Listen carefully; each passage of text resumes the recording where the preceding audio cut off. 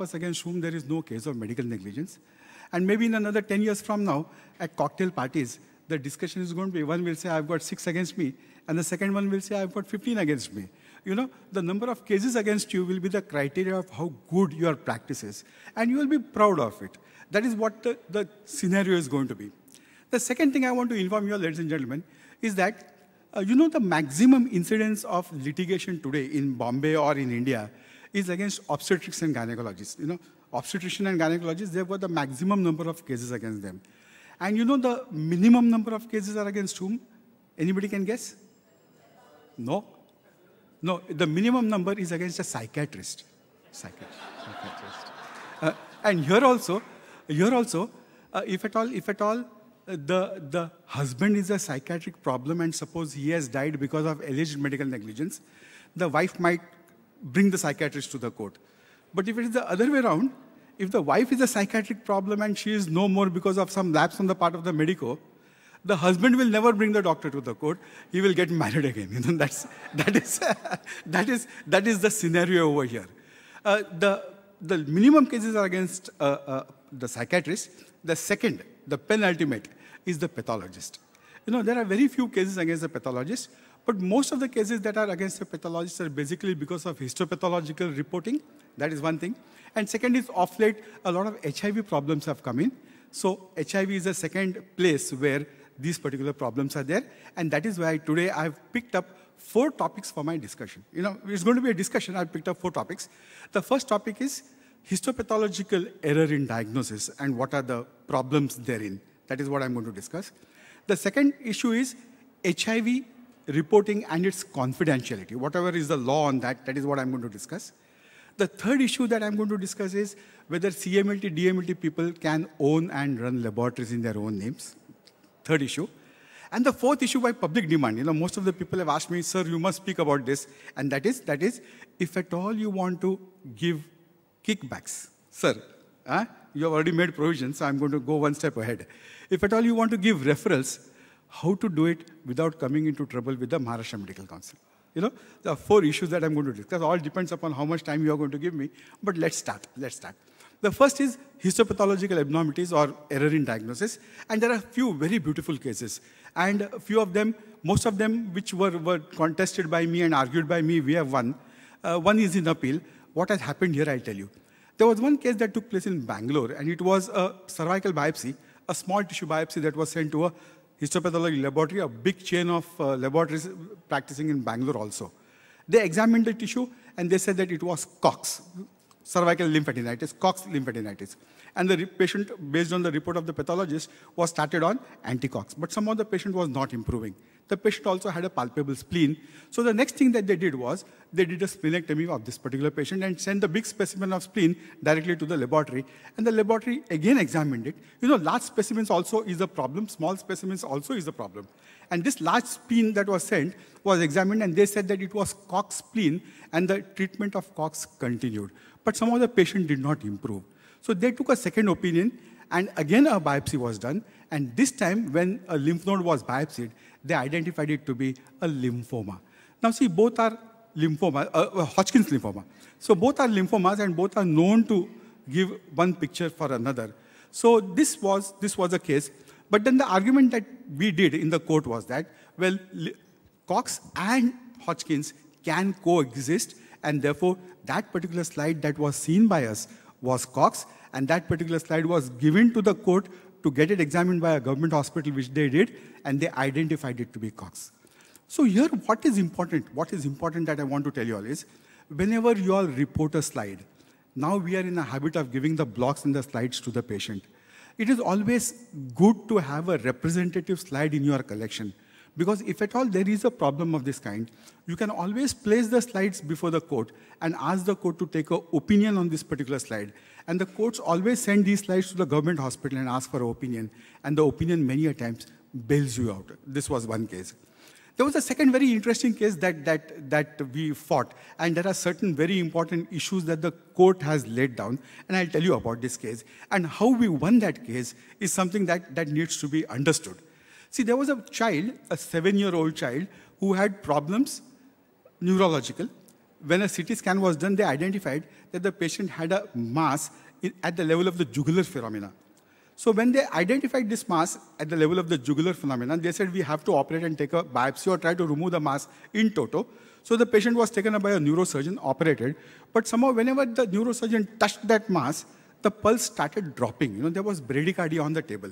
So the moment this particular thing was identified, the neurosurgeon felt that it is best to leave the mass alone, and he took a representative biopsy from that particular mass and sent it to the histopathologist. The histopathologist studied the sample, and he said that this is a neurofibroma. There was no sarcoma element into it, no malignancy element into it, a pure neurofibroma. That was what the report was. The report was given. The patient was relatively well, but after 3 weeks, the patient started deteriorating again. The patient went back to the neurosurgeon, and the neurosurgeon said, well, it looks like this, looks like that, and all the problems started. Patient went in for a repeat CT scan, and they identified that the mass was slowly increasing in its size. So the patient lost confidence in the first neurosurgeon, went to Lilavati Hospital, where the patient was again operated upon. And this time when they took the mass, they repeated the surgery, they removed the mass, and they sent it again for histopathology in the local department, in the histopathology department of Lilavati, here only in Bombay. And Lilavati now said that it is a malignancy in that particular, there is malignancy in that particular mass. It was a neurosarcoma. That was how the reports came. So the mass again could not be removed in toto. The patient further deteriorated, and the patient was referred from Lilavati to Tata Memorial. And in Tata Memorial, they operated the patient for the 3rd time. And here, when they operated the patient for the 3rd time, they once again couldn't remove the mass completely.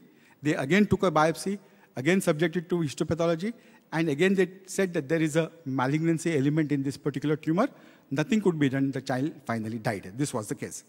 Well, the father of the child filed a complaint in the consumer court, and the matter came for discussion. The histopathologist was the one whom I defended. A very nice histopathologist from Kalyan. He was the one who was defended by me in this particular case. So therefore, when I knew that this was not a very good case, somehow or the other, you've got to create some defense. You've got to see that it stands.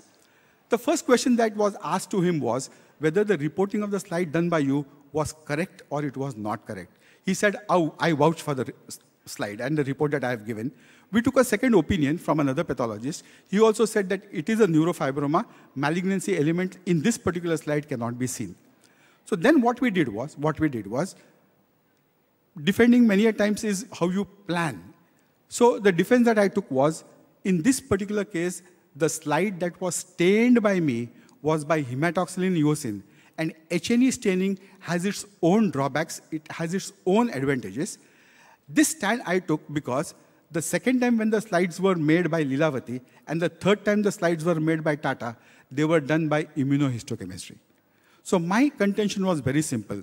I said immunohistochemistry reports can never be compared to a plain simple H&E reports. The court never understands these things because they are lay people.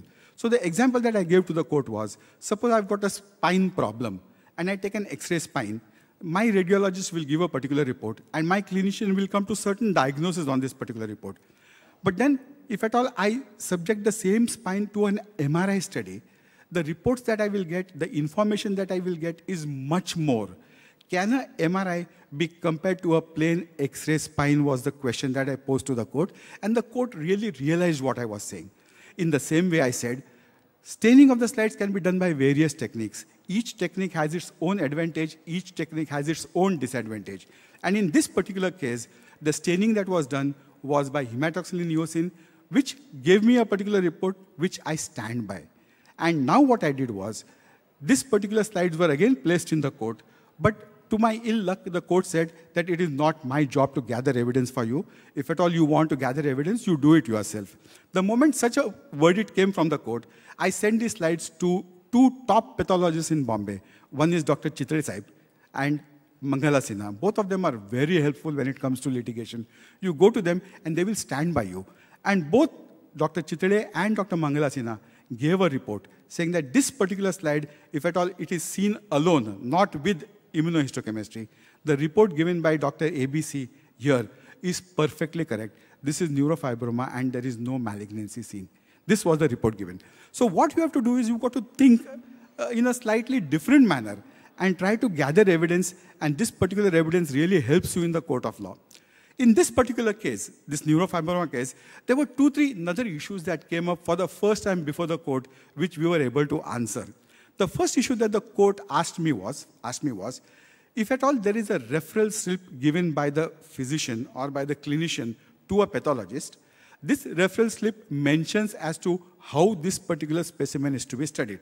That was a query put by the court. Normally, such queries are not put by the court, but this particular court put that query. The court said, where is the reference slip, and why you as a pathologist, why should you not preserve this reference slip? Because this reference slip would have given us a lot of ideas. Here, a law was settled for the first time ever, and the courts have given a ruling based on Dr. Chitre's affidavit saying that referral slips are to be kept by the pathologist, preserved by the pathologist for around 15 to 21 days, 2 to 3 weeks after the report is dispatched. So this is something which you people also must be not knowing. So now the law requires you to preserve the referral slips 2 to 3 weeks, up to 2 to 3 weeks post-dispatch of the report. Now the second issue that came up before this court was, whenever such a specimen is sent to you, is it not your bounden duty also to study the slide by immunohistochemistry? You understood my question? The question was very simple. You studied it by hematoxylin eosin. What prevented you from studying it by immunohistochemistry? And the answer to this question was very simple. If at all there is I do a KUB and I see a renal stone, do I directly go in for an IVP without the clinician asking me to do it? Suppose I take an X-ray spine, I see that there is something wrong with the spine, do I directly go in for an MRI, or do I ask my clinician to request me to go in for an MRI? The answer was very simple. You per se are not duty bound to go in directly for a immunohistochemistry. You are supposed to study the specimen by level 1 studies, that is hematoxylin eosin. Going in for level 2, that is immunohistochemistry, is only done when the clinician asks you to do it. This issue came up because many of us, many pathologists, put a small rider below every report. It is advisable to study the sample by immunohistochemistry. This kind of a rider is put. Whether putting off this rider business-wise is very good. Business-wise, commercial-wise, such a rider is excellent. But then such riders, when you all put, many a times puts the other side into trouble, because if the clinician does not follow what you have written down, he might have to do a lot of answering in the courts. And this particular problem came up here. But then once again, Dr. Chitre in his affidavit very clearly mentioned that we people study the specimens by level 1 studies, that is hematoxylin eosin, and if at all it is requested of us to study the sample further by further staining, only then we study it by the requisite stains that are requested by the clinician. The third issue, another issue that came up over here is, why did the doctor, the pathologist, histopathologist, not mention that this particular slide was studied by hematoxylin eosin? You understand? The question was very simple. The question was, whenever a report is given, is it mandatory for a pathologist to write on the report as to by which staining he has studied the slide?